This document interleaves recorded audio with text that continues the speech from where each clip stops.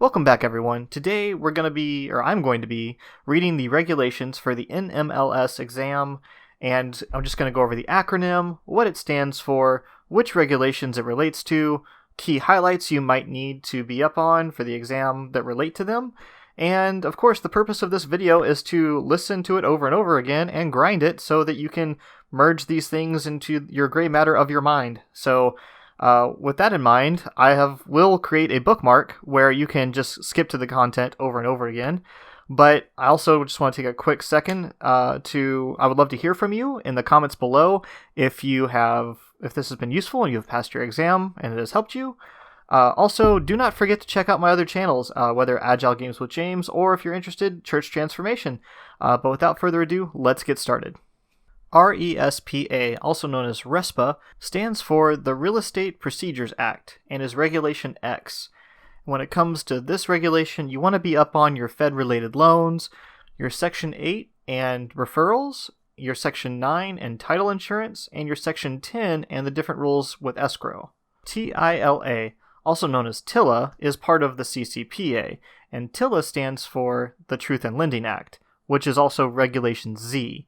And with it, you might want to be aware of the 373 rule. TRID, also known as TRID, is the TILA-RESPA Integrated Disclosures Rule, and corresponds to regulations both Z and X. For this regulation, you want to make sure that you understand the TILA-RESPA Combined Disclosures. HOEPA, which is known as HOPA, is an amendment to TILA, and stands for the Home Ownership Equity Protection Act, and corresponds to Regulation Z, and for it you want to understand Section 32 and high-cost loans.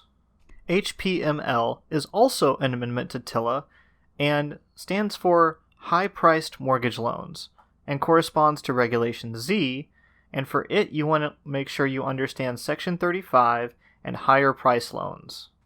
MARS, which is also known as MARS, stands for Mortgage Assistance Relief Services, and corresponds to Regulation O, and for it you want to make sure you're up on your foreclosure, your short sales, and modifications.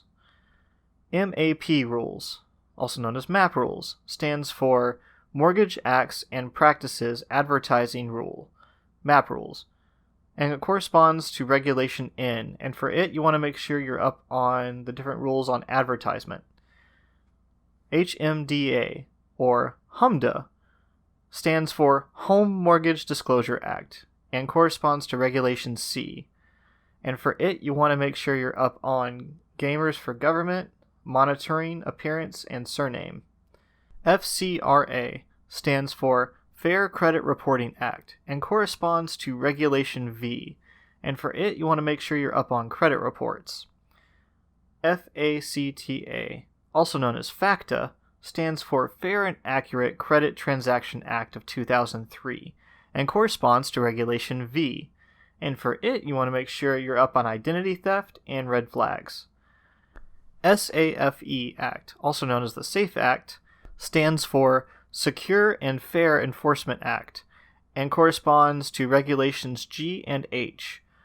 Make sure you're up on registration and licensing for RMLOs. That's it for this video, guys. Make sure to like and subscribe, and of course, whenever you pass your exam, let me know if you passed and if this helped. Till then, see you next time.